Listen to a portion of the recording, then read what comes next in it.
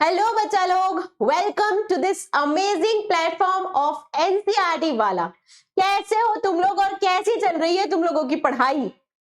Last class में हम लोग जब माइंड मैप सीरीज पढ़ रहे थे तो हमने जो टॉपिक पढ़ा था वो था inverse trigonometric functions. Relations and functions के बाद इनवर्स ट्रिग्नोमेट्रिक फंक्शंस कैलकुलस का सेकंड चैप्टर होता है और उसमें मैंने बताया था कि बहुत सारे फॉर्मूले हमको याद होने चाहिए अगर हमको जेन्युइनली आगे जाके कैलकुलस के बाकी टॉपिक्स भी अच्छे से करने हैं। तो आज की क्लास में हम पढ़ेंगे मैट्रिसेस चैप्टर। डिटर्मिनेंट्स और मैट्रिसेस बहुत इजी चैप्टर्स है और हमेशा की तरह हमारा फोकस उन चैप्टर्स पे होना चाहिए जिनसे हम फुल स्कोर कर सकते हैं। Matrix is one of that chapter, है ना। Matrix is one of those chapter जिनसे आप फुल स्कोर कर सकते हो। आपसे हर क्वेश्चन बनने वाला है, तो इन चैप्टर्स को किसी भी हालत में एक टॉपिक भी स्किप करने का रिस्क हम नहीं ले सकते हैं। अब matrix and determinants isolated chapters है, यानी कनेक्टेड नहीं है, ये इनका एडवांटेज है। सिर्फ ये दो चैप्टर्स हैं भाई, अपना अकेले बैठे हुए हैं, आप इन दोनों को आराम से पढ़ लो, आपका काम हो गया, है ना। जैसे मैंने याद है आईटीएफ के टाइम बोला था कि आप डिफरेंशिएशन में इसकी नीड पड़ेगी। चैप्टर्स कनेक्टेड रहते हैं, चैप्टर्स कनेक्टेड रहते हैं तो बहुत डिफिकल्ट हो जाता है कि अगर एक टॉपिक भी वीक है तो अगला टॉपिक नहीं आएगा। ऐसा इसमें नहीं होगा, इसमें नहीं होगा, तो हम लोग बहुत आसानी से इस चैप्टर को पढ़ लेंगे। चलो देखते हैं कि हमको कौन से 5 टॉपिक में इस चैप्टर को कंप्लीट कर लेना रहता है। भाई सबसे पहले देखो कि मैट्रिक्स होता क्या है ना, मैट्रिसेस होता क्या है। उसके बाद हम देखेंगे टाइप्स ऑफ मैट्रिसेस, ट्रांसपोज क्या होता है, ऑपरेशंस मैट्रिक्स में कौन कौन से होते हैं और इन्वर्टिबल मैट्रिसेस कौन कौन सी होती है ना। मैट्रिक्स क्या होता है, टाइप्स ऑफ मैट्रिक्स क्या होते हैं, ट्रांसपोज, ऑपरेशंस और इन्वर्टिबल। इन 5 हेडिंग्स में आपका पूरा मैट्रिक्स चैप्टर कंप्लीट हो जाता है। तो सबसे पहले स्टार्ट करते हैं इस चीज से कि व्हाट इज मैट्रिक्स। मैट्रिसेस क्या है ना। ये वो कीनी और रीव्स वाली मैट्रिक्स नहीं है, ये हमारी मैथमेटिक्स वाली मैट्रिक्स है। इसमें आप कुछ नंबर्स को या उनको एलिमेंट्स बोल दिया जाता है या मेंबर्स बोल दिया जाता है या ऑब्जेक्ट्स बोल दिया जाता है।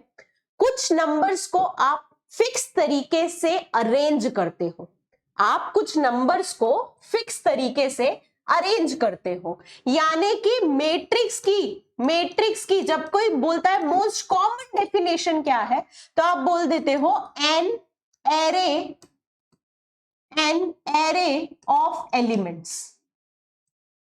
एरे यानी अरेंजमेंट, तो ये एक अरेंजमेंट है। कैसे अरेंजमेंट होता है, जैसा आप लोगों की क्लासेस में होता है। क्लास में आप जब स्टूडेंट्स बैठते हैं तो आप क्या करते हो, चेयर्स को रो वाइज और कॉलम वाइज लगा देते हो, है ना। रो वाइज यानी हॉरिजॉन्टल, कॉलम वाइज यानी वर्टिकल, ऐसे अरेंज कर देते हो और हर सीट पर एक बच्चे को बिठा देते हो। वही मैट्रिक्स भी है।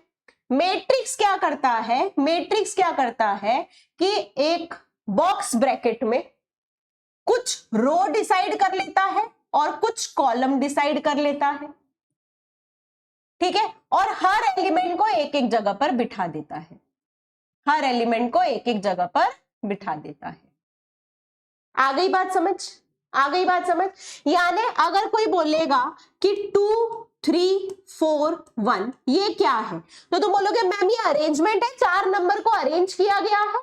और कैसे अरेंज किया गया है मैम, 2 और 3 एक ही रो में है, 4 और 1 एक ही कॉलम में है, 4 और 1 भी एक ही रो में है, 2 और 4 एक ही कॉलम में है और 3 और 1 भी एक ही कॉलम में है ना। अगर आपसे पूछे कि 2 की रो में कौन है तो आप बोल दोगे हॉरिजॉन्टल लाइन है रो, यानी कि 2 की रो में 3 है, 4 की रो में 1 है, 2 के कॉलम में 4 है, 3 के कॉलम में 1 है ना।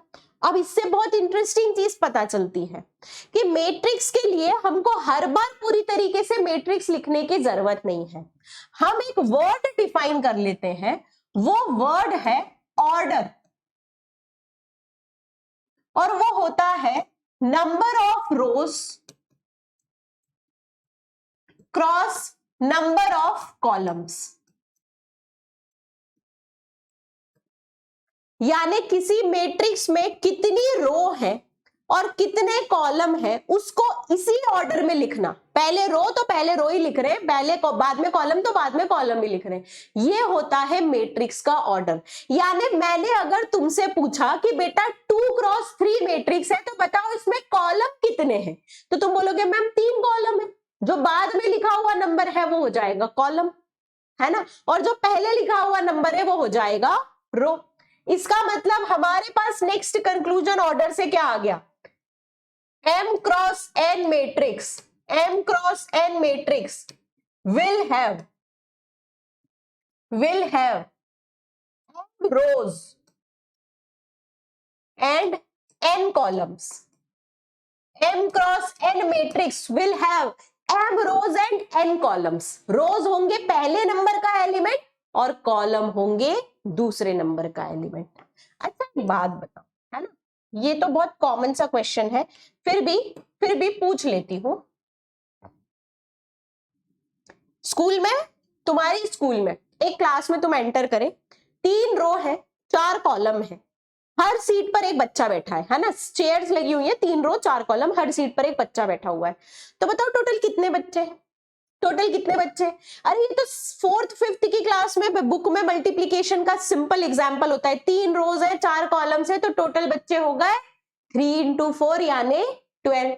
तो इसका मतलब अगर हमारे पास नंबर ऑफ रोज और नंबर ऑफ कॉलम्स है तो हमारे पास नेक्स्ट है नंबर ऑफ एलिमेंट्स। हमारे पास नेक्स्ट है नंबर ऑफ एलिमेंट्स।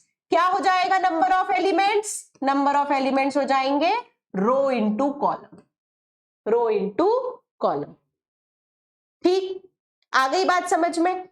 यानी अभी तक हमने मैट्रिक्स में देखा कि नंबर्स का अरेंजमेंट है, कैसे अरेंज करते हैं, रो से और कॉलम से। उसको डिनोट करने के लिए हमने एक ऑर्डर शब्द बनाया है जो लिखा होता है number of rose cross number of columns, और टोटल नंबर ऑफ एलिमेंट्स लिखने के लिए हम बोलते हैं नंबर ऑफ रोज और कॉलम्स को मल्टीप्लाई कर दो। ये मल्टीप्लीकेशन का साइन नहीं है ना, ये चीज धोखा देती है क्योंकि तुम इसको मल्टीप्लाई नहीं करोगे, लिखा है मल्टीप्लाई लेकिन करना नहीं है ना, ये धोखेबाज है, इसको मल्टीप्लाई नहीं करना है। एलिमेंट्स जब निकालेंगे तब मल्टीप्लाई कर दो, है ना। इसलिए मैंने एलिमेंट्स को जानबूझ के m क्रॉस n नहीं लिखा, एलिमेंट्स को जानबूझकर m क्रॉस n नहीं लिखा। यहां तक बात समझ में आ गई है? मैम बहुत इजी है, मैट्रिक्स तो अभी से फील आ रहा है कि ये चैप्टर बहुत आसानी से होने वाला है ना। अब मैट्रिक्स को हम डिनोट कैसे करते हैं? फॉर एग्जाम्पल वही क्लास में ही एंटर करे तुम, सबसे इजी वही है सोचना क्योंकि वो भी अरेंज्ड है ना, और तुमसे कोई बोलेगा कि मुझे सेकेंड रो की 3rd सीट पर बैठी लड़की से बात करनी है, तो तुम बोल दोगे हाँ मैम हमको पता है सेकेंड रो और 3rd सीट यानी 3rd कॉलम में कौन सी लड़की बैठी है। यानी हर इंडिविजुअल एलिमेंट की एक पोजीशन होती है मैट्रिक्स में, है ना, हर इंडिविजुअल एलिमेंट की एक पोजीशन होती है। मैं मैट्रिक्स को कैपिटल लेटर से अगर डिनोट करूं, मैट्रिक्स को कैपिटल लेटर से अगर डिनोट करूं तो मैं ऐसा लिख सकती हूं हर एलिमेंट को। अब ऐसा लिखने का सेंस क्या है? तो तुम बोलोगे मैम जैसे ही आपने लिखा A11 यानी पहला नंबर हमेशा रो बताएगा, दूसरा नंबर हमेशा कॉलम बताएगा। यानी आप लिख रहे हो कि ये फर्स्ट रो फर्स्ट कॉलम का एलिमेंट है ना। अगर मैंने लिखा है A12 यानी कि ये फर्स्ट रो सेकंड कॉलम का एलिमेंट है, यानी कि ये फर्स्ट रो सेकंड कॉलम का एलिमेंट है। यानी मैं मैट्रिक्स को शॉर्ट फॉर्म में लिख सकती हूं AIJ M क्रॉस N। ध्यान से सुनना, AIJ M क्रॉस N, है ना। अब ये AIJ क्या है? I है रो नंबर, J है कॉलम नंबर। रो कितनी है टोटल तुम्हारे पास? M रो है।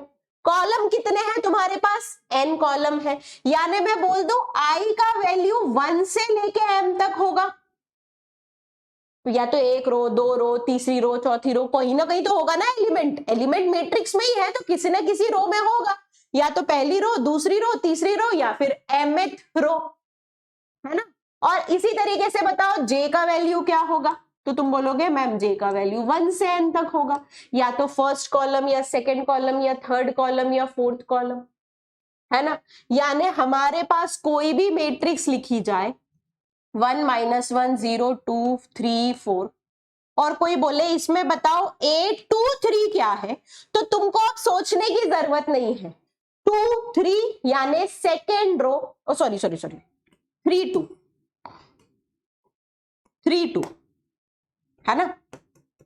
ऑर्डर क्या है इसका, 3 रो है 2 कॉलम है, 3 क्रॉस 2, तो तुम बोलोगे मैम A32 है थर्ड रो सेकेंड कॉलम का element, third row second column का एलिमेंट। इसी तरीके से कोई बोले A21 क्या है, तो तुम बोलोगे second row first column, second row first column. ठीक है, मैट्रिक्स देखकर तुम किसी भी एलिमेंट का पोजीशन बता सकते हो, कौन सी रो है कौन सा कॉलम है, दो ही चीज चाहिए रहेंगी पोजीशन बताने के लिए। जैसे कार्टेशियन में करते थे ना, एक्स और वाई, दो ही चीज चाहिए कि कोई भी पोजीशन कोई भी पॉइंट तक पहुंचने के लिए, ऐसे ही मैट्रिक्स में तुमको दो ही चीज चाहिए, रो नंबर और कॉलम नंबर। ठीक है, तो अगर मैं तुम्हारे सामने बोल दूं कि एक मैट्रिक्स है ए कंस्टिट्यूटेड बाय ए आई जे, जिसका ऑर्डर है 2 क्रॉस 2, जिसका ऑर्डर है 2 cross 2, where A I J is equals to I plus J. देखो मैंने बोला एक 2 क्रॉस 2 ऑर्डर की मैट्रिक्स बनाते हैं हम लोग, जिसमें एलिमेंट्स की प्रॉपर्टी क्या है, एलिमेंट्स की प्रॉपर्टी है कि ए आई जे हो जाएगा आई प्लस जे, यानी कि जो उसका रो नंबर है और कॉलम नंबर है उस एलिमेंट की वैल्यू आ जाएगी row number plus column number. ठीक है, तो तुम बोलोगे मैम अगर ये 2 क्रॉस 2 की मैट्रिक्स है यानी इसमें 4 एलिमेंट्स होंगे, एक रो 1 कॉलम 1, रो 1 कॉलम 2, कॉलम 2 से ज्यादा हो सकते हैं क्या, नहीं, टोटल नंबर ऑफ कॉलम है 2, 2 से ज्यादा नहीं हो सकते। रो 2 कॉलम 1, रो 2 कॉलम 2, रो भी 2 से ज्यादा हो सकती है क्या, नहीं मैम, रो भी 2 ही दी हुई है ना, ऑर्डर में दे दिया है कि इतनी रो और इतने कॉलम ही चाहिए, तो तुम आसानी से एलिमेंट्स का वैल्यू निकाल सकते हो। A11 हो जाएगा 1 + 1। देखो इक्वेशन का मतलब क्या है, लेफ्ट हैंड साइड अगर मैं आई का वैल्यू और जे का वैल्यू 1 1 डाल रही हूं, तो राइट हैंड साइड भी मुझे आई और जे का वैल्यू 1 1 डालना पड़ेगा। It's as simple as that. चलो लेफ्ट हैंड साइड आई का वैल्यू 1 जे का वैल्यू 2, तो राइट हैंड साइड भी आई का वैल्यू 1 जे का value 2। Left hand side I का वैल्यू 2 जे का वैल्यू 1, तो राइट हैंड साइड भी आई का वैल्यू 2 जे का value 1। Left hand side I का वैल्यू 2 जे का वैल्यू 2, तो राइट हैंड साइड भी आई का वैल्यू 2 जे का वैल्यू 2। बस, तो तुम्हारे पास एलिमेंट्स क्या आ गए, 2 3 4 सॉरी 3 4 2 3 3 4। अब उनको मैट्रिक्स में जमा के लिख दो अच्छे से, ये हो जाएंगे 2 3 3 4। ये बन गई हमारी 2 क्रॉस 2 की मैट्रिक्स, ये बन गई हमारी 2 क्रॉस 2 की मैट्रिक्स। ठीक है, आ गई बात समझ में।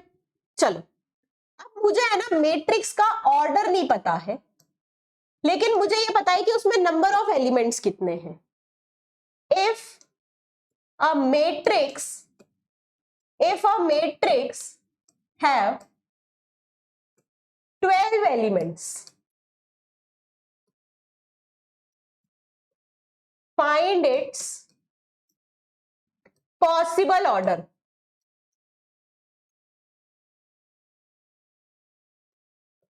अगर किसी मैट्रिक्स में 12 एलिमेंट्स हैं तो उसका हमको पॉसिबल ऑर्डर निकालना है, हमको उसका पॉसिबल ऑर्डर निकालना है। तो आप बोलोगे मैम मान लो रो है m और कॉलम है n, तो नंबर ऑफ एलिमेंट्स हो जाते हैं m × n, है ना। तो क्या मैं बोल सकती हूं कि यार ये तो क्लियरली, ये तो साफ तौर पर दिख रहा है कि m × n है 12, जहां पे m भी एक नेचुरल नंबर है और n भी एक नेचुरल नंबर है। 1 2 3 4 रो, नंबर ऑफ रो तुम्हारी हाफ नहीं हो सकती कि आधी रो है, या नेगेटिव में नहीं जा सकती कि -2 रो है, नहीं। स्कूल में भी जब रोज रहती तो 1 से स्टार्ट काउंटिंग है, ये 1 2 3 4। ठीक है, तो तुम बोलोगे कि मैम m की वैल्यू 1 लिख दो, n की वैल्यू 12 लिख दो, तो भी प्रोडक्ट 12 आएगा। m की वैल्यू 12 है और n की वैल्यू 1 है, तो भी प्रोडक्ट 12 है। और ये दोनों अलग अलग ऑर्डर है मैट्रिक्स के। एक मैट्रिक्स में एक रो है, 12 कॉलम है, और दूसरी मैट्रिक्स में 12 रो है और एक कॉलम है ना। दो अलग अलग मैट्रिसेस है, ऑर्डर अलग है तो मैट्रिक्स अलग है। ठीक है, next 2 into 6, 6 into 2, 3 into 4, 4 into 3 बन गई हमारी। टोटल कितनी मैट्रिसेस बन गई? 6 मैट्रिक्स, 6 अलग अलग ऑर्डर आए, है ना। तो पॉसिबल ऑर्डर कोई पूछेगा तो तुम बोल दोगे 1 to 12, 12 cross 1, 2 cross 6, 6 cross 2, 3 cross 4, 4 cross 3।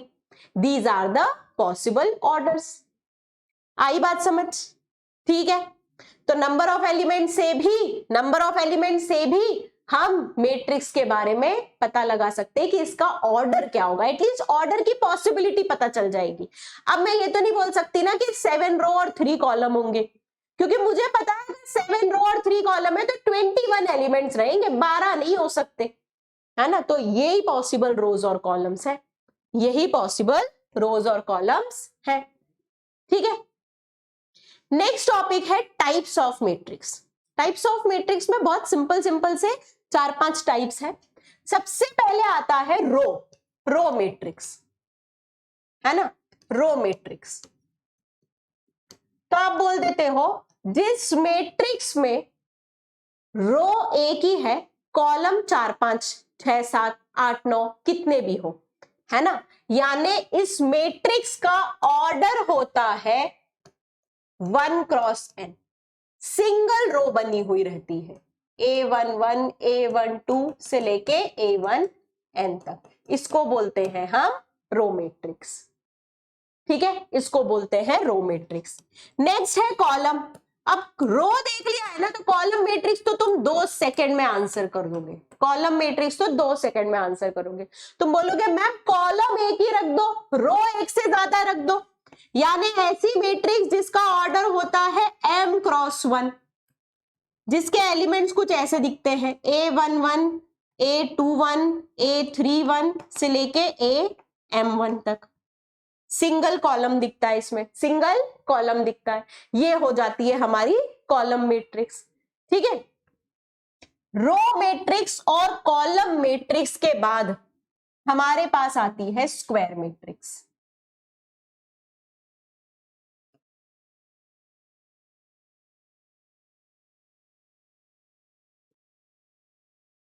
Square matrix, जरा सोचो क्या हो रहा होगा स्क्वायर मैट्रिक्स में। स्क्वायर दिखेगी तो क्या मैं बोल दूं कि जितने एलिमेंट्स रो में होंगे उतने ही एलिमेंट्स कॉलम में होंगे, यानी नंबर ऑफ रोज और नंबर ऑफ कॉलम्स बराबर रहेंगे, है ना। स्क्वायर मैट्रिक्स यानी equal number of rose and columns, equal number of rose and columns, ये हो जाती है हमारी स्क्वायर मैट्रिक्स, ये हो जाती है स्क्वायर मैट्रिक्स। आई बात समझ? आ गई बात समझ? अब स्क्वायर मैट्रिक्स के ही फर्दर कैटेगराइजेशन है, ध्यान से सुनना। स्क्वायर मैट्रिक्स से निकल के आती है डायगोनल मैट्रिक्स। डायगोनल मैट्रिक्स जिसमें कुछ नहीं है, स्क्वायर मैट्रिक्स हैविंग AII बराबर 0, है ना। एक ऐसी स्क्वायर मैट्रिक्स जिसमें A11 sorry elements other than AII are 0।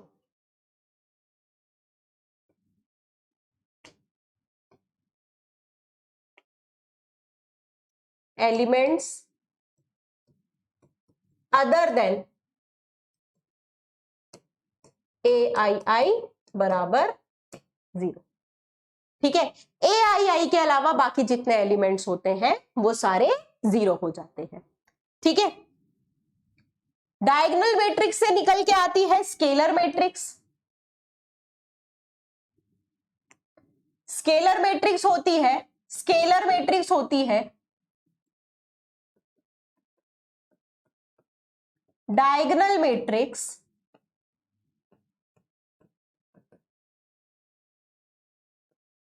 having all diagonal elements equal,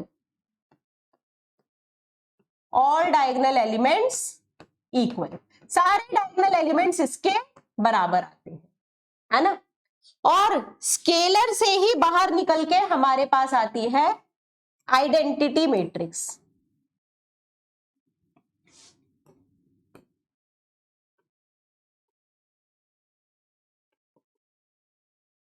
identity matrix, scalar matrix having diagonal elements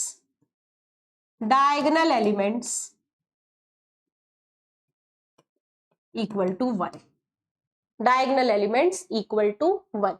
in 4 definitions में आपकी मैक्सिमम मैट्रिसेस कवर हो जाएंगी। जैसे देखो, एक स्क्वायर मैट्रिक्स है ना, सबसे पहले स्क्वायर का एग्जांपल लेते हैं। तो स्क्वायर मैट्रिक्स में कुछ नहीं, number of rose and column same होना चाहिए, ये हो गई स्क्वायर मैट्रिक्स, ठीक है। डायगोनल मैट्रिक्स क्या बोलता है, डायगोनल थोड़ा सा इंटरेस्टिंग बनाता है, वो बोलता है कि ए आई सेम होना चाहिए। आई यानी फर्स्ट रो फर्स्ट कॉलम का element, second row second column का element, third row third column का एलिमेंट, इसके अलावा बाकी सारे 0 होना चाहिए। यहां पे तुम कुछ भी लिख लो, है ना। यानी इसको मैं ऐसा बोलती हूं, भाई स्क्वायर में डायगोनल बनते हैं, लेकिन मैट्रिक्स में डायगोनल क्या होता है, लेफ्ट मोस्ट से राइट बॉटम तक, लेफ्ट टॉप से राइट बॉटम तक। तुम बोलोगे मैम ये डायगोनल नहीं, बेटा ये डायगोनल नहीं, लेफ्ट टॉप से राइट बॉटम तक, क्योंकि ये एलिमेंट्स होते हैं 1 1 2 2 3 3 पोजीशन वाले। First row first column, second row second column, third row third column, ठीक है। स्केलर मैट्रिक्स क्या करता है, स्केलर मैट्रिक्स क्या करता है, तो वो बोलता है कि डायगोनल मैट्रिक्स में अब एक काम करो, डायगोनल एलिमेंट सेम लिख लो। तो 3 3 3, कोई भी हो, जरूरी नहीं है 3 है, कोई भी एलिमेंट हो सकता है, लेकिन तीनों सेम होने चाहिए, तीनों सेम होने चाहिए। और फाइनली आइडेंटिटी मैट्रिक्स क्या बोलता है, आइडेंटिटी मैट्रिक्स या इसको यूनिटरी मैट्रिक्स भी बोलते हैं, बोलता है स्केलर लो और एक काम करो, सेम एलिमेंट 1 होना चाहिए, सेम एलिमेंट 1 होना चाहिए। आई बात समझ में। तो इन 4 डेफिनेशन में टाइप्स ऑफ मैट्रिक्स समझ में आ जाता है। स्क्वायर यानी number of rose and columns बराबर, डायगोनल यानी कि ए आई एलिमेंट को छोड़कर बाकी सारे 0 करना है, स्केलर यानी ए आई को छोड़कर बाकी सारे 0 करो, लेकिन ए आई सेम करो, सेम कुछ भी हो सकता है। आइडेंटिटी बोलता है कि सेम भी करो और 1 रखो, केवल 1 रखो, ये हो गया आइडेंटिटी। और ये 4 से हमारी टाइप्स ऑफ मैट्रिक्स कंप्लीट, है ना, ये 4 से हमारी टाइप्स ऑफ मैट्रिक्स कंप्लीट। अब हम आगे आते हैं which is transpose of matrix. Transpose of matrix क्या होता है, अगर किसी मैट्रिक्स में number of rose and columns को एक्सचेंज कर दिया जाए। फॉर एग्जाम्पल मेरे पास एक मैट्रिक्स है 1 2 3 4 5 6, ये मैट्रिक्स में 2 रो है 3 कॉलम है ना। Then A transpose will be, पहले कॉलम को पहली रो बनाओ, दूसरे कॉलम को दूसरी रो बनाओ, तीसरे कॉलम को तीसरी रो बनाओ, ठीक है। तो अगर कोई पूछे ए ट्रांसपोज क्या होता है, तो तुम बोलोगे matrix obtained by interchanging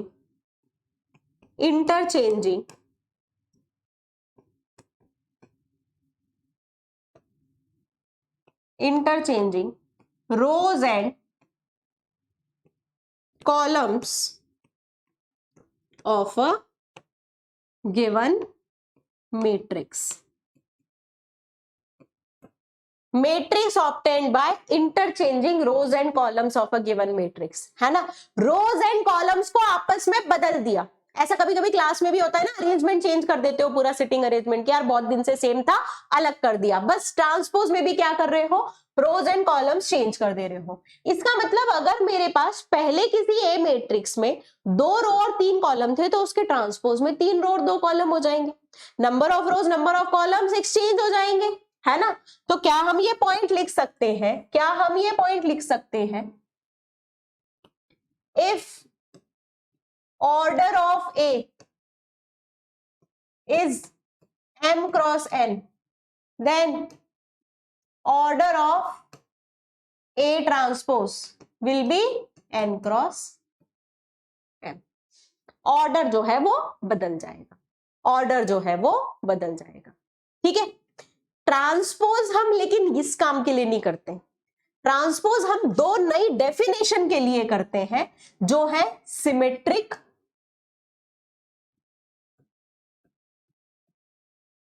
and skew symmetric. किसके लिए करते हैं, सिमेट्रिक एंड स्क्यू सिमेट्रिक। अब सिमेट्रिक मैट्रिक्स क्या होती है, अगर मैंने किसी मैट्रिक्स का ट्रांसपोज लिया और मुझे वही की वही मिल गई तो ऐसी मैट्रिक्स होती है सिमेट्रिक मैट्रिक्स। और अगर मैंने किसी मैट्रिक्स का ट्रांसपोज लिया और मुझे वो मैट्रिक्स मिली विद अ माइनस साइन तो ऐसी मैट्रिक्स होती है स्क्यू सिमेट्रिक मैट्रिक्स, ठीक है। सिमेट्रिक और स्क्यू सिमेट्रिक मैट्रिक्स हमेशा स्क्वायर होनी चाहिए, हमेशा स्क्वायर होनी चाहिए, ये दोनों हमेशा क्या होना चाहिए, स्क्वायर। क्यों, क्योंकि ट्रांसपोज लेने पे ऑर्डर बदल जाता है, लेकिन ये तो बोल रहे ट्रांसपोज लेने पे वही की वही मिले, मैट्रिक्स वही मिले, यानी ऑर्डर तो वही मिलना चाहिए। ऑर्डर वही कब मिलेगा, जब ऑर्डर हो 2 क्रॉस 2 3 क्रॉस 3, ताकि पलटने पर भी वही ऑर्डर रहे, है ना, पलटने पर भी वही ऑर्डर रहे।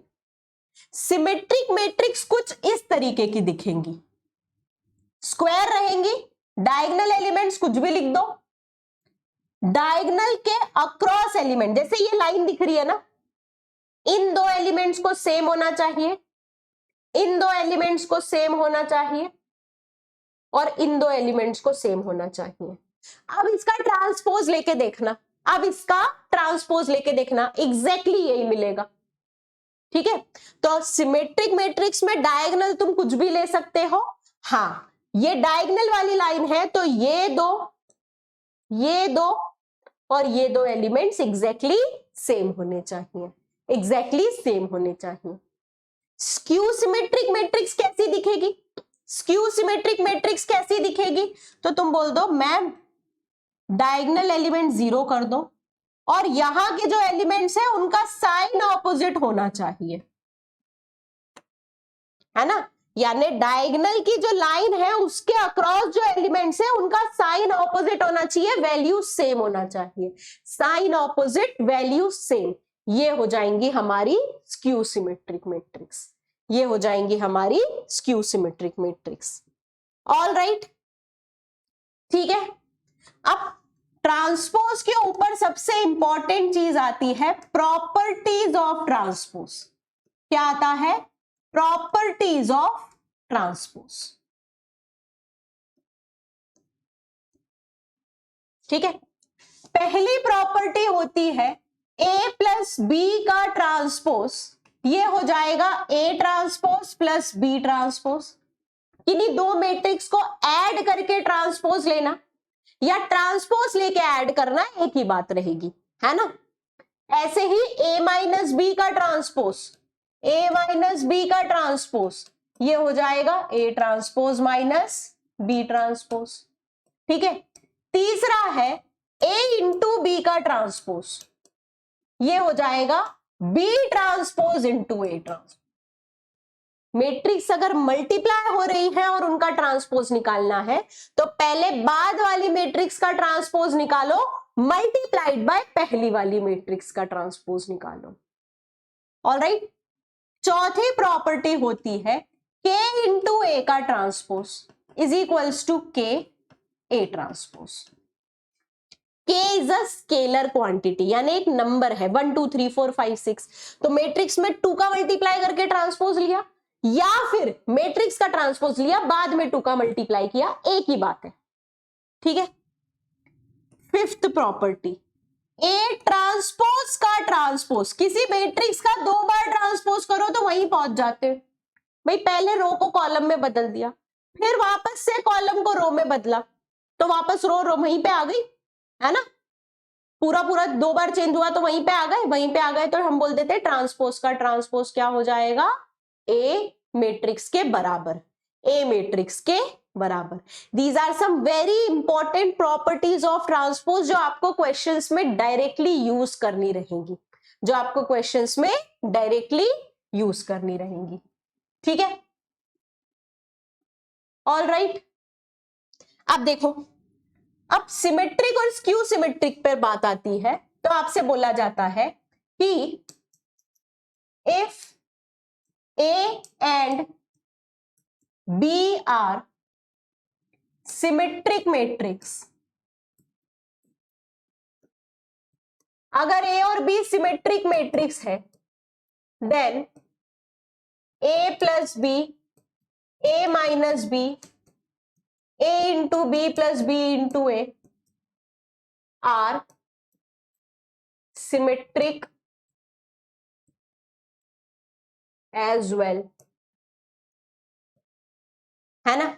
अगर A और B सिमेट्रिक है तो A प्लस B भी सिमेट्रिक होगा, A माइनस B भी सिमेट्रिक होगा, और A into B plus B into A ये भी सिमेट्रिक होगा। कैसे?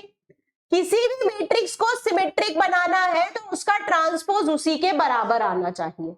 यानी तुमको क्वेश्चन में गिवन है, तुमको क्वेश्चन में गिवन है क्या कि A सिमेट्रिक है, तो तुम बोल दोगे मैम गिवन है A ट्रांसपोज A के बराबर और B ट्रांसपोज B के बराबर। क्वेश्चन में गिवन है कि A और B सिमेट्रिक है, तो A का ट्रांसपोज A के बराबर होगा और B का ट्रांसपोज B के बराबर होगा। अब मैं तुमसे बोल रही हूं A प्लस B का ट्रांसपोज कितना होगा? जो मैट्रिक्स चेक करनी है सिमेट्रिक है या नहीं, उसका ट्रांसपोज ले लो, ट्रांसपोज लेके वही की वही मैट्रिक्स आ गई तो सिमेट्रिक है, माइनस ऑफ दैट मैट्रिक्स आए तो स्क्यू सिमेट्रिक है, और कुछ भी नहीं आए तो कुछ भी नहीं है। भाई जरूरी थोड़ी है कि सिमेट्रिक या स्क्यू सिमेट्रिक ही हो, ठीक है। तो तुम बोल दोगे मैम A प्लस बी का ट्रांसपोज हो जाएगा A transpose plus B transpose. कैसे मैम? ये फर्स्ट प्रॉपर्टी साइड में लिखी है, ज्यादा टाइम नहीं हुआ अभी पढ़े हुए, है ना। और A ट्रांसपोज क्वेश्चन में किसके बराबर गिवन है? A के बराबर, और B ट्रांसपोज किसके बराबर गिवन है? B के बराबर।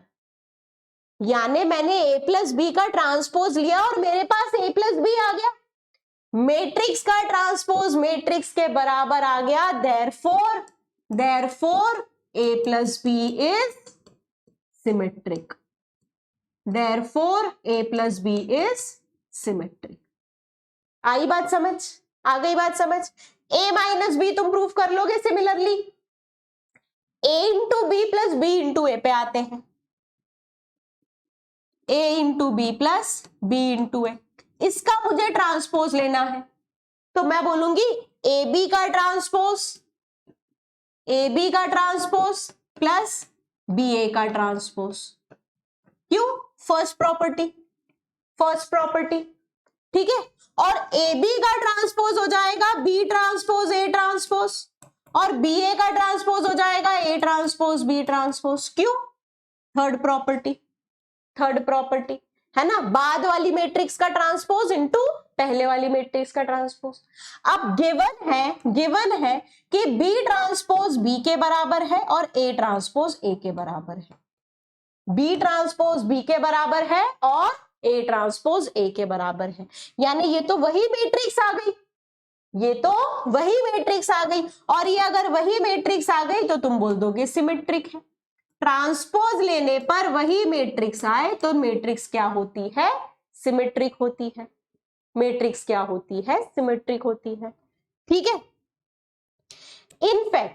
In fact A plus A transpose is always symmetric matrix. A plus A A plus A transpose कौन सी मैट्रिक्स के लिए? ए मैट्रिक्स, ए यानी दुनिया की कोई सी भी स्क्वायर मैट्रिक्स, दुनिया की कोई सी भी स्क्वायर मैट्रिक्स में उसका ट्रांसपोज जोड़ो तो हमेशा सिमेट्रिक मैट्रिक्स मिलती है। And A minus A transpose is always skew symmetric matrix. A minus A transpose हमेशा क्या होता है? स्क्यू सिमेट्रिक मैट्रिक्स होता है। ठीक है, यानी अगर मैं दोनों को जोड़ूं तो मेरे पास 2a आएगा, दोनों को ऐड करो तो A transpose minus A transpose cancel, तो 2a आएगा। यानी a को मैं लिख सकती हूं a plus A transpose divided by 2 plus A minus A transpose divided by 2। ठीक है, ये मैट्रिक्स है हमेशा, ये मैट्रिक्स है हमेशा सिमेट्रिक और ये मैट्रिक्स है हमेशा स्क्यू सिमेट्रिक।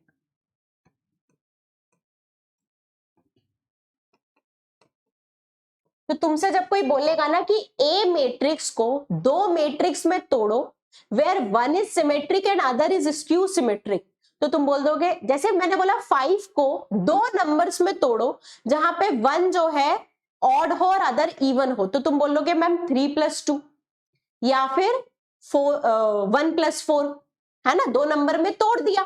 इसी तरीके से जब मैंने ए को दो मैट्रिक्स में तोड़ा, जब एक सिमेट्रिक और एक स्क्यू सिमेट्रिक है, तो एक आ जाएगी ए प्लस ए ट्रांसपोज बाय 2 और एक आ जाएगी ए माइनस ए ट्रांसपोज बाय 2। ठीक है, अब ये क्वेश्चन आपको बहुत मार्क्स का आ जाता है और करना इसमें कुछ नहीं है। ए में ए ट्रांसपोज को ऐड करो, 2 से डिवाइड करो, और ए में ए ट्रांसपोज का सब्ट्रैक्शन करो और 2 से डिवाइड करो। ठीक है, बच्चे बोलेंगे मैम हमको पर ऐड करना या सब्ट्रैक्ट करना तो आता ही नहीं है। ऐसे कैसे नहीं आता है? हम ऑपरेशंस ऑफ मैट्रिक्स भी तो सीखते हैं। ऑपरेशंस का मतलब है कि इन्हीं दो मैट्रिक्स को जोड़ना, घटाना, गुणा करना। ठीक है, किसी भी दो मैट्रिक्स को जोड़ना, घटाना, गुणा करना। तो ऑपरेशंस में सबसे पहला ऑपरेशन जो हम पढ़ते हैं वो होता है इक्वलिटी।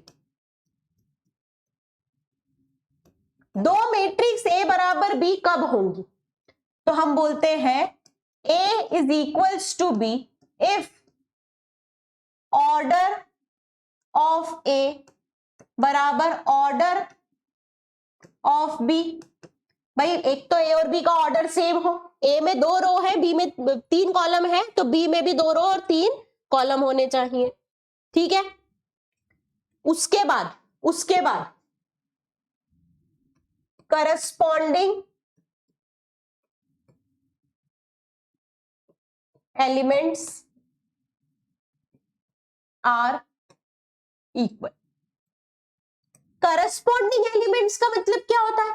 मतलब ए का पहला एलिमेंट तो बी का भी पहला एलिमेंट। करस्पॉन्डिंग, भाई मेरी मैट्रिक्स में मैं फर्स्ट रो सेकंड कॉलम में हूं, तो बी मैट्रिक्स में जो फर्स्ट रो और सेकंड कॉलम में है वो बराबर होना चाहिए इधर के, है ना। यानी अगर मैं बोलूं एक मैट्रिक्स है 1 2 3 4, है ना, और एक मैट्रिक्स है 2 1 3 4, दोनों का ऑर्डर सेम है, पर क्या ये इक्वल है? नहीं। क्यों? क्योंकि मैम करस्पॉन्डिंग एलिमेंट्स इक्वल नहीं है। 1 फर्स्ट रो फर्स्ट कॉलम में है तो फर्स्ट रो फर्स्ट कॉलम का एलिमेंट 1 होना चाहिए था। 2 फर्स्ट रो सेकंड कॉलम में है तो फर्स्ट रो सेकंड कॉलम का एलिमेंट 2 होना चाहिए था। आई बात समझ में? अगर मैं बोलूं 1 - 1 0 1 इक्वल्स टू 1 - 1 0 1, हाँ अब ये इक्वल है ना मैम। अब कैसी बात कर रहे हो? अब मजा आएगा ना, है ना। यानी अगर मैं तुमको बोल दूं कि एक मैट्रिक्स है ए बी सी डी जो इक्वल है 1 4 - 1 0 के, तो बताओ ए बी सी और डी का वैल्यू क्या होगा? तुम बोलोगे करस्पॉन्डिंग एलिमेंट्स इक्वल करना है मैम। करस्पॉन्डिंग एलिमेंट्स यानी ए का वैल्यू 1 रखो, बी का वैल्यू 4 रखो, सी का वैल्यू -1, डी का वैल्यू 0। करस्पॉन्डिंग एलिमेंट्स, तो दो मैट्रिक्स इक्वल है तो ऑर्डर भी सेम होना चाहिए, करस्पॉन्डिंग एलिमेंट्स भी सेम होना चाहिए। ठीक है, नेक्स्ट आता है एडिशन ऑन मैट्रिक्स। सब्ट्रैक्शन को भी सेम ट्रीट कर सकते हो, है ना। एडिशन और सब्ट्रैक्शन सेम तरीके से होगा। अब पहली बात तो एडिशन पॉसिबल कब होगा, जब दोनों का ऑर्डर सेम हो, जब दोनों का ऑर्डर सेम हो। तो मैं बोल देती हूं a plus B is only possible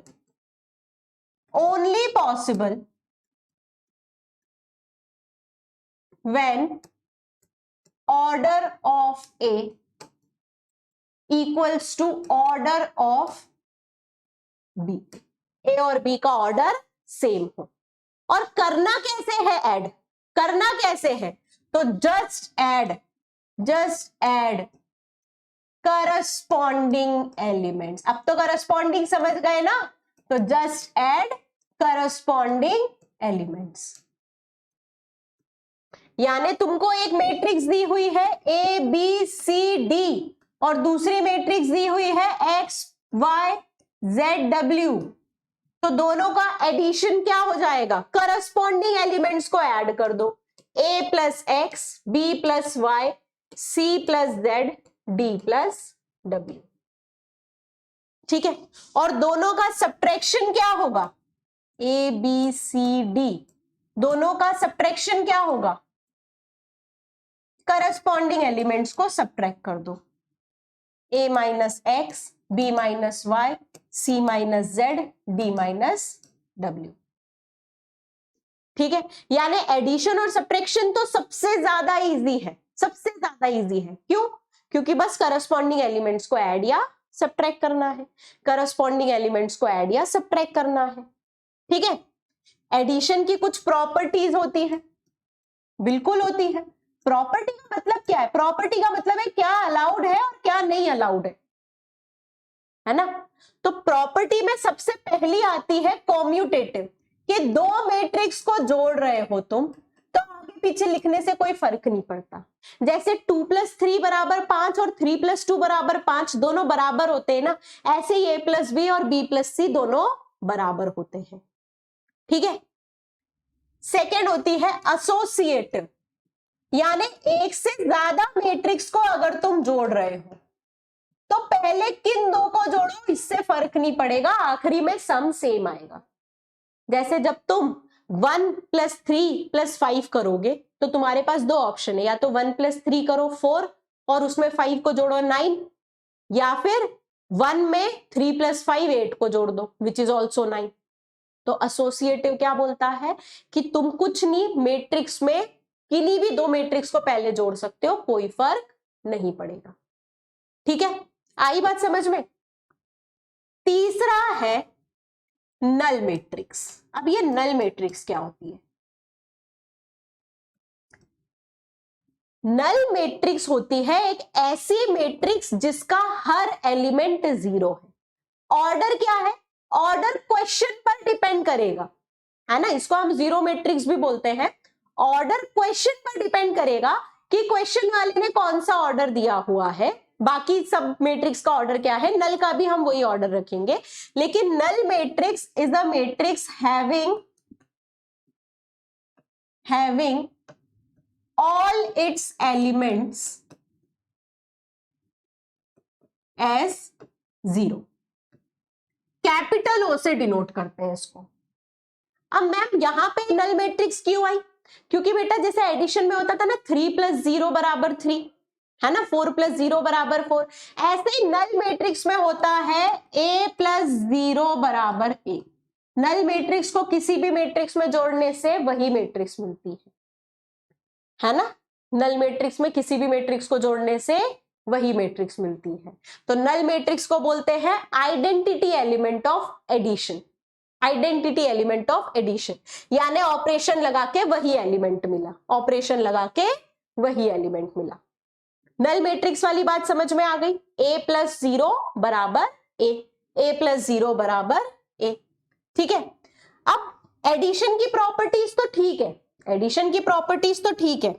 next हमारा जो आता है ऑपरेशन वो होता है multiplication.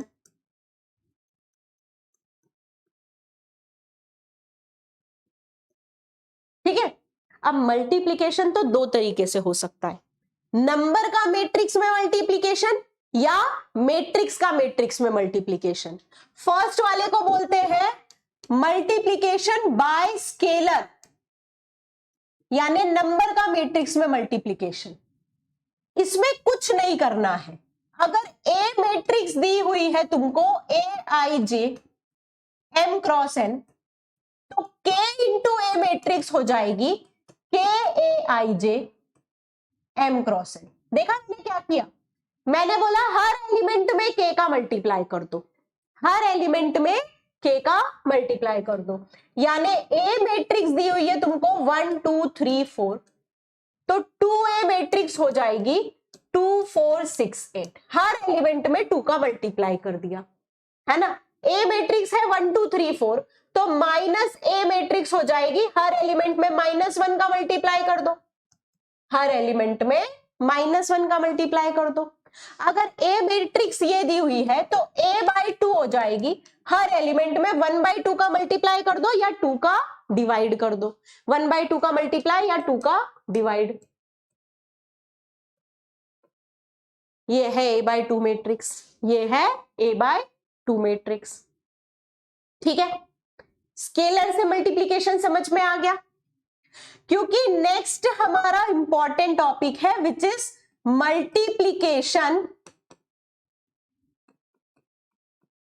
Multiplication bye matrix. Matrix का मैट्रिक्स में मल्टीप्लीकेशन, मैट्रिक्स का मैट्रिक्स में मल्टीप्लीकेशन, है ना। पहले तो कब पॉसिबल है, जैसे याद है मैंने बताया था एडिशन कब पॉसिबल है, तो मैंने बोला था दोनों मैट्रिक्स का ऑर्डर सेम होना चाहिए, दोनों मैट्रिक्स का ऑर्डर सेम होना चाहिए। ऐसे मैट्रिक्स का मैट्रिक्स में मल्टीप्लीकेशन कब पॉसिबल है, तो इफ देखो सीक्वेंस क्या है a इंटू बी, पहले a है बाद में b है, तो if number of columns in A, यानी कि फर्स्ट मैट्रिक्स पहली मैट्रिक्स में,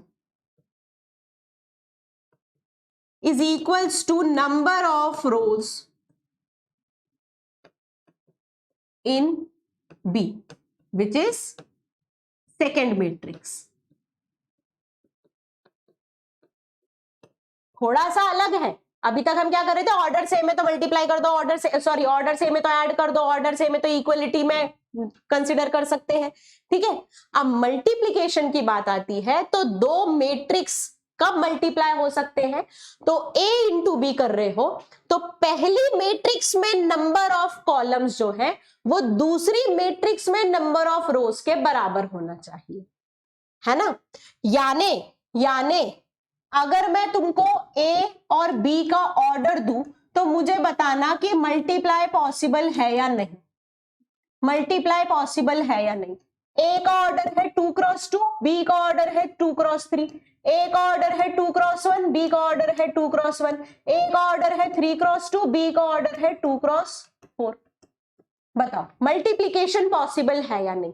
तुम बोलोगे मैम पहले के कॉलम दूसरी के रो के बराबर है तो मल्टीप्लीकेशन पॉसिबल है, पहले का कॉलम दूसरी की रो के बराबर नहीं तो मल्टीप्लीकेशन पॉसिबल नहीं, और पहले का कॉलम दूसरे के रो के बराबर है तो मल्टीप्लीकेशन पॉसिबल। ठीक है, इनफैक्ट कोई पूछेगा ए बी का ऑर्डर क्या है, कोई पूछेगा ऑर्डर ऑफ ए बी क्या है, तो बचे हुए एलिमेंट्स हो जाता है ऑर्डर। इसमें 2 और 3 बचा तो 2 क्रॉस 3, ये तो पॉसिबल ही नहीं है, तो ए बी का ऑर्डर कैसे आएगा। 3 और 4 बचा तो 3 क्रॉस 4। ठीक है, तो ए का ऑर्डर बी का ऑर्डर दोनों इंपॉर्टेंट है, ए के कॉलम बी की रो के बराबर है तो मल्टीप्लीकेशन पॉसिबल है, और मल्टीप्लीकेशन का ऑर्डर आ जाएगा ए के रो और बी का कॉलम, ए के रो और बी का कॉलम 2 क्रॉस 3। अभी हमने सिर्फ ये देखा मल्टीप्लीकेशन पॉसिबल है या नहीं, अब हम देखेंगे मल्टीप्लीकेशन करना कैसे है, मल्टीप्लीकेशन करना कैसे है। ठीक है, ए मैट्रिक्स दी हुई है तुमको A11 A12 A21 A22, B matrix दी हुई है तुमको B11 B12 B21 B22। तो हम इसमें एक मेथड लगाते हैं which is called as row by column. क्या लगाते हैं मेथड? रो बाय कॉलम, यानी कि रो में कॉलम का मल्टीप्लाई। अब तुम बोलोगे मैम रो में तो 2 एलिमेंट है, कॉलम में 2 एलिमेंट है, मल्टीप्लाई कैसे करें? बेटा पहले एलिमेंट में पहले एलिमेंट का मल्टीप्लाई करो प्लस दूसरे एलिमेंट में दूसरे एलिमेंट का मल्टीप्लाई करो। ठीक है, तो सीक्वेंस क्या होता है? सीक्वेंस होता है रो 1 कॉलम 1, रो 1 कॉलम 2, रो 2 कॉलम 1, रो 2 कॉलम 2। ठीक है, सबसे पहले रो 1 कॉलम 1, पहले एलिमेंट में पहले एलिमेंट का मल्टीप्लाई प्लस दूसरे एलिमेंट में दूसरे एलिमेंट का मल्टीप्लाई। ठीक है, नेक्स्ट रो 1 कॉलम 2, पहले एलिमेंट में पहले एलिमेंट का मल्टीप्लाई प्लस दूसरे एलिमेंट में दूसरे एलिमेंट का मल्टीप्लाई। थर्ड रो 2 कॉलम 1, पहले एलिमेंट में पहले एलिमेंट का मल्टीप्लाई प्लस दूसरे एलिमेंट में दूसरे एलिमेंट का मल्टीप्लाई, है ना। रो 2 कॉलम 2, पहले एलिमेंट में पहले एलिमेंट का मल्टीप्लाई प्लस दूसरे एलिमेंट में दूसरे एलिमेंट का मल्टीप्लाई। ये होता है matrix multiplication. It is a method called as row by column, क्योंकि पहले रो लेते हो बाद में कॉलम लेते हो। तो पहले फर्स्ट रो से सारे कॉलम ले लो जब तक कॉलम खत्म नहीं होते, फिर सेकेंड रो से सारे कॉलम लिए, फिर थर्ड रो से सारे कॉलम लिए, ऐसा करके चलता जाएगा जब तक रो और कॉलम खत्म ना हो जाए। आई बात समझ? आ गई बात समझ? Matrix multiplication is a matter of practice. जितनी प्रैक्टिस करोगे, जितने क्वेश्चन सॉल्व करोगे, उतने मिस्टेक के चांसेस कम होंगे, कंफ्यूजन कम होगी, है ना। जितनी प्रैक्टिस करोगे उतना अच्छे से मैट्रिक्स मल्टीप्लिकेशन समझ में आएगा। All right, okay. अब मल्टीप्लिकेशन की प्रॉपर्टीज की अगर हम बात करें, प्रॉपर्टीज ऑफ मैट्रिक्स मल्टीप्लिकेशन,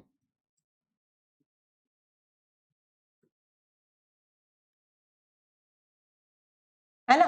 जैसे हम लोग ने एडिशन में कितना खुशी खुशी बोल दिया था कि a प्लस बी बराबर b plus A. Matrix multiplication में ऐसा बिल्कुल नहीं होता है, यानी a plus B does not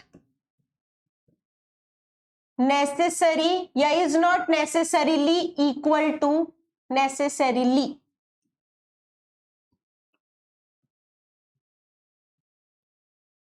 equal to b into a.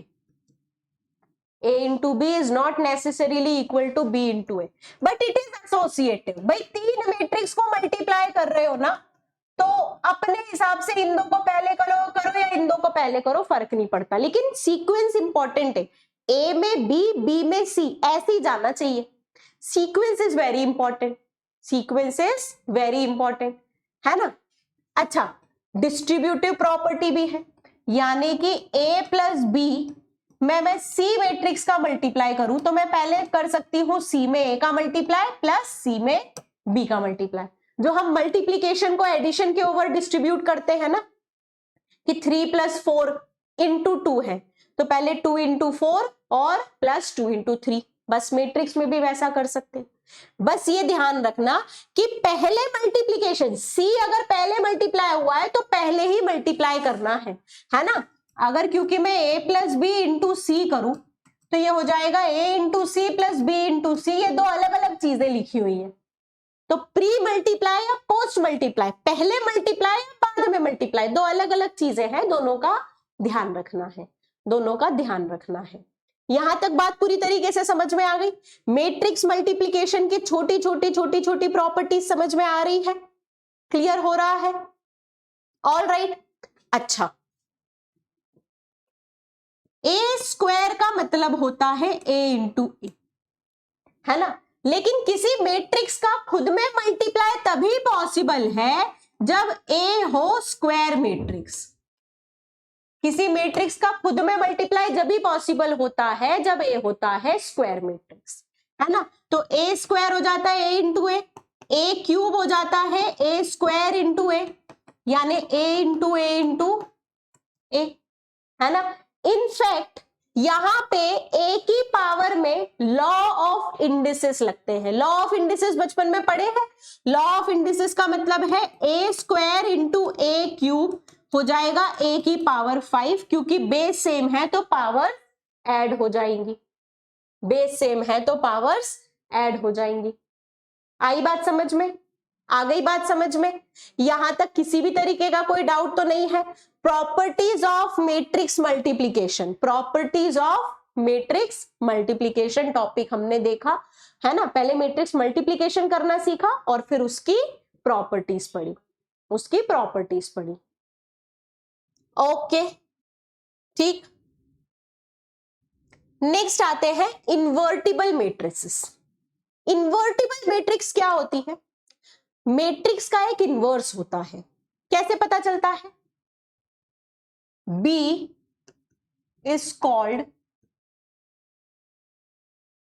inverse of A if A into B is equals to B into A is equals to I।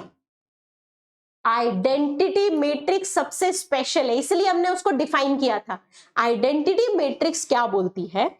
Identity matrix एक तरीके से जैसा मल्टीप्लिकेशन में 1 बिहेव करता है ना, वैसा behave करती। जैसे 1 का स्क्वायर होता है 1, है ना।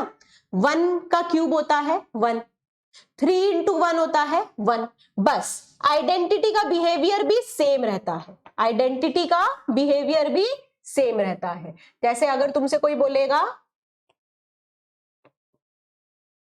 आई स्क्वायर, आई क्यूब, आई की पावर n, ये सब आई के बराबर है ना।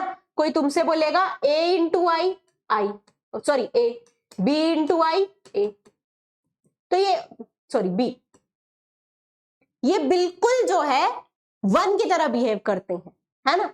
तो अगर किन्हीं दो नंबर का मल्टीप्लाई करो और 1 मिले, जैसे 2 इंटू 1/2, 3 इंटू 1/3, तो उनको एक दूसरे का इनवर्स बोलते हैं, मल्टीप्लिकेटिव इनवर्स। सेम मैट्रिक्स में भी है। दो मैट्रिक्स में अगर मैं मल्टीप्लाई करूं और मुझे आइडेंटिटी मैट्रिक्स मिल जाए, तो उन दोनों को एक दूसरे का इनवर्स कहेंगे, दोनों को एक दूसरे का इनवर्स कहेंगे। डिनोटेड बाय, कैसे डिनोट करते हैं? B बराबर A इनवर्स, इनवर्स यानी पावर -1, इनवर्स यानी पावर -1, ठीक है।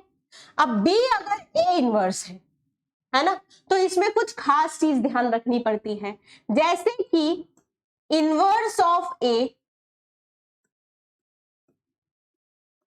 इज पॉसिबल, यानी A का इनवर्स कब पॉसिबल है? When determinant of A is not equals to 0, जब A का डिटर्मिनेंट वैल्यू 0 नहीं होता है। डिटर्मिनेंट वैल्यू नहीं पता तो नेक्स्ट चैप्टर डिटर्मिनेंट ही आने वाला है ना। बहुत सारी मैट्रिक्स की चीजें हम डिटर्मिनेंट्स में पढ़ते हैं, क्यों? क्योंकि आपस में कनेक्टेड चैप्टर्स, ठीक है। तो inverse of A is possible only when determinant of A is not equals to 0, determinant of A is not equals to 0, है ना। In this case, A is called invertible matrix. A is called invertible matrix.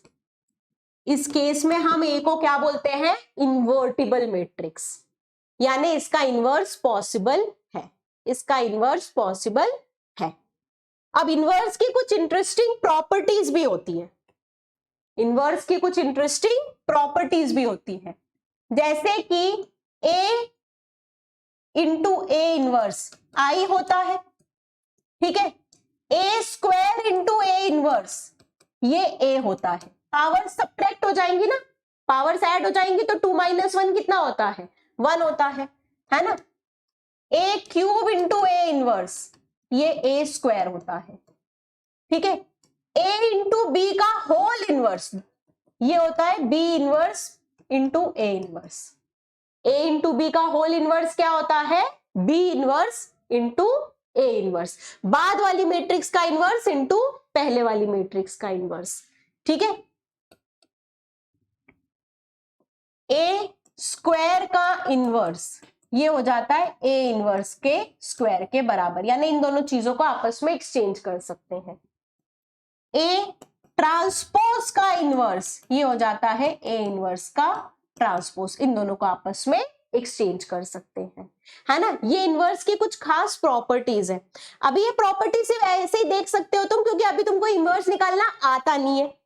Inverse निकालते कैसे ये हम detail में determinants में पढ़ेंगे भाई, डिटर्मिनेंट्स में बहुत सारी चीजें पढ़नी है ना, उसमें से एक इनवर्स ऑफ मैट्रिक्स भी पढ़ना है, लेकिन प्रॉपर्टीज उसकी हम लोग मैट्रिक्स में ही पढ़ लेंगे, है ना।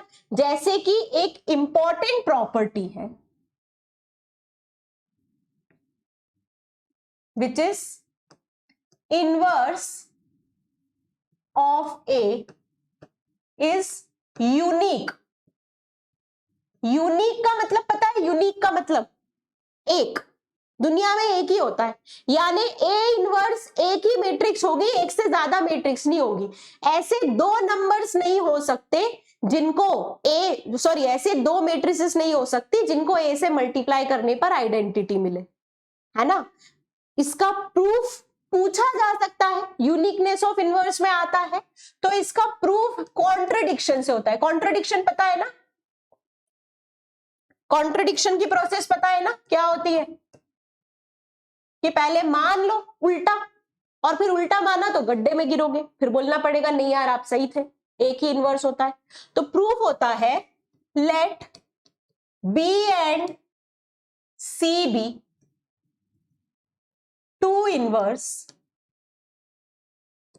Of A. तो तुम्हारे पास आ जाएगा ए बी बराबर बी ए बराबर आई, और तुम्हारे पास आ जाएगा ए सी बराबर सी ए बराबर आई। ठीक है, दो इनवर्स है और ए का इनवर्स है, तो ए में मल्टीप्लाई करने से आइडेंटिटी मिलना चाहिए। अब मेरे पास लिखा हुआ है ए बी बराबर आई, मैं क्या कर रही हूं, सी से प्री मल्टीप्लाई कर रही हूं, है ना, pre multiply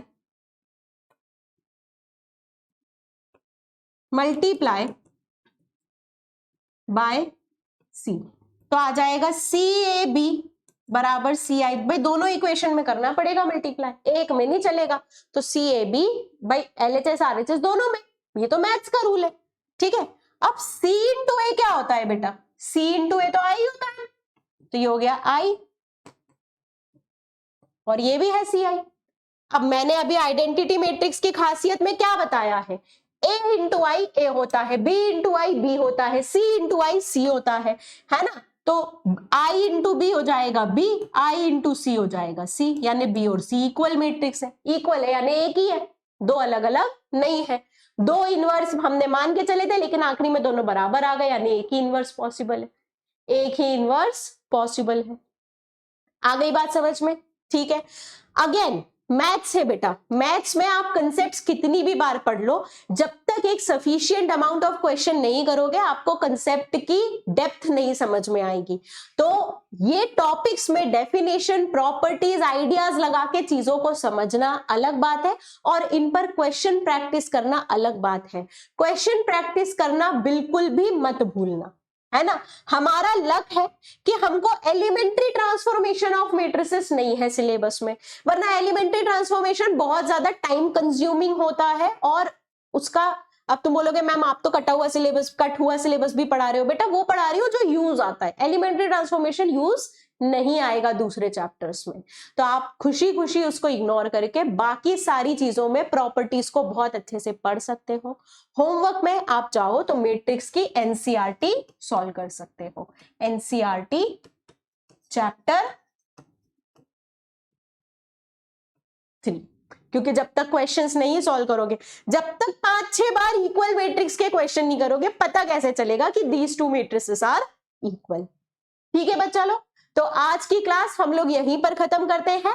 that's all for today, good day everyone.